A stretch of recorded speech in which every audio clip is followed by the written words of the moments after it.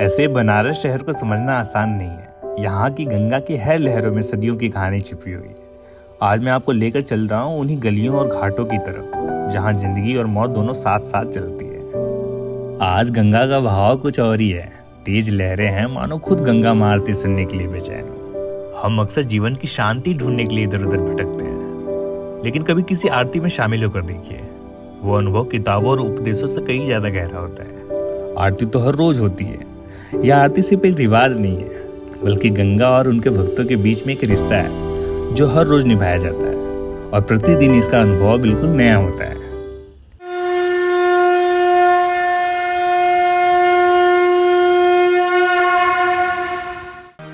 सर्वे भवन्तु सुखिनः, सर्वे सन्तु निरामयाः, सर्वे भद्राणि पश्यन्तु मा कश्चित् दुःखभाग् भवेत्।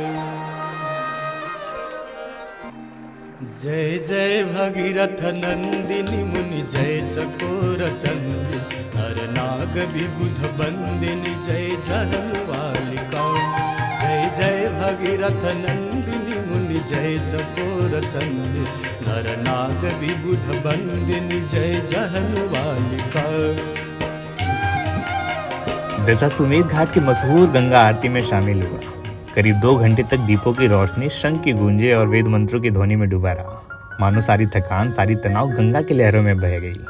आरती के बाद मैं बनारस की तंग गलियों में घूमता घूमता मैं पहुंचा मणिकर्णिका घाट, वही घाट जहां जीवन और मृत्यु का संगम होता है।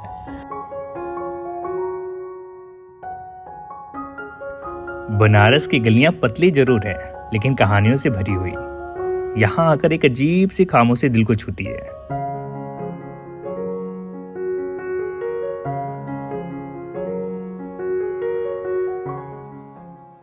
सारे जल रहे हैं ऊपर, अभी 20 से ऊपर होगा, 20 से ऊपर जल रहे हैं। 20 से ऊपर होगा। और सबका लाइन जो है इधर आइए, वो देखिए धुआं दिख रहा है। अब आप अंदाजा लगाइए,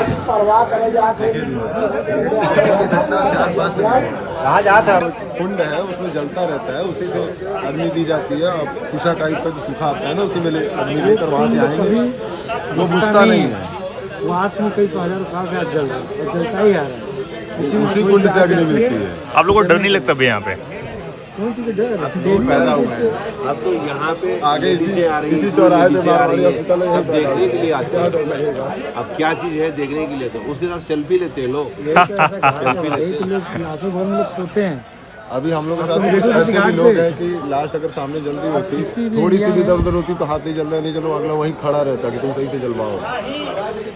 लाश सही से जलनी भी चाहिए।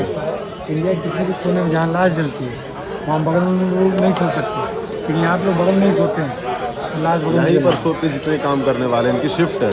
अगर नहीं काम है तो सो रहे हैं, आधे लोग काम कर रहे हैं, आधे सो रहे हैं। नहीं तो काम करने वाले 10-10 एक दुकान में। जिस दिन मसान होती है उस दिन उसमें रंग मिला के बुलाया जाता है। उसी भैंस को बारूदे को एक दूसरे को फेंक के लोग होली करते हैं।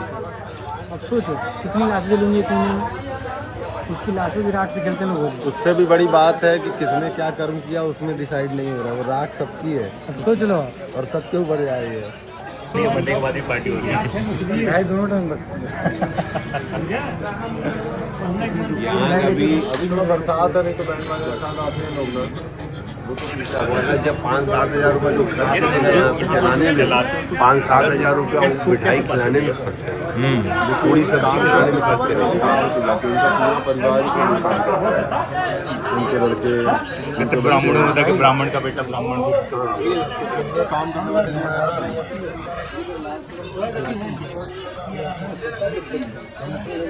कितना लाश जलाएंगे?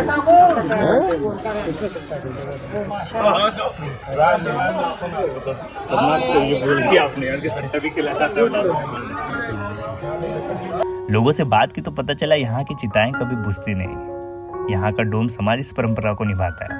तो कहा जाता है कि उनके बीच एक अनोखी प्रतियोगिता हो जाती है कि कौन सबसे पहले चीता को पूर्ण कर देता है।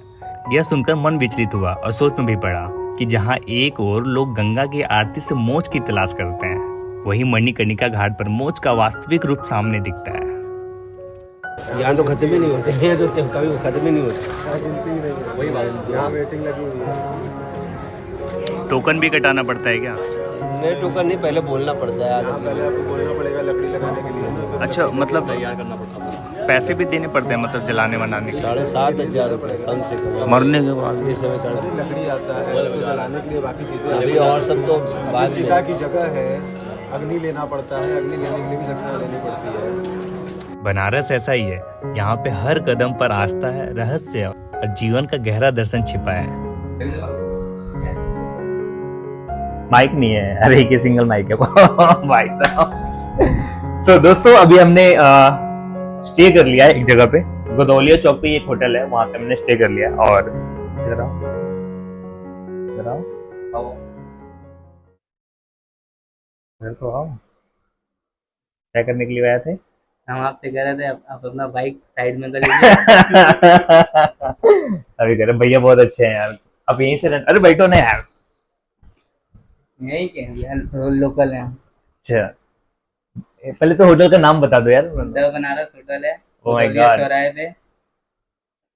अच्छा, तो अब मतलब कुछ बनारस के बारे में बताओ ऐसे। बनारस में बहुत अच्छी अच्छी जगह है भैया, जैसे विश्वनाथ जी, मनकनका घाट, काल मतलब भैरव आपको बाबा। रह के कैसे फीलिंग होती है यहाँ पे? अच्छा भी होता है। एकदम भौकाला, एकदम चौचक। इनसे मिलिए, ये हैं तरुण। रात भर की नौकरी करने के बाद बिना किसी आराम और नींद के बनारस घुमाने का फैसला किया। यही तो है बनारसियों का प्यार, वरना कौन इतनी भाग दौड़ की जिंदगी में किसी को याद रखता है। Good morning for Varanasi. Banaras आया, बनारस से साड़ी नहीं खरीदते तो बनारस क्यों आए? फिलहाल हम लोग साड़ी खरीदने जा रहे हैं अपने धर्म पत्नी के लिए। और सच बताऊं तो सावन की वजह से ना, सावन के सोमवार की वजह से सब जगह क्राउड है, और कोशिश करना है थोड़ा सोच समझ के आओ सावन में, क्योंकि हर जगह ना आपको भीड़ मिलेगी और बारिश भी नहीं हो रही है।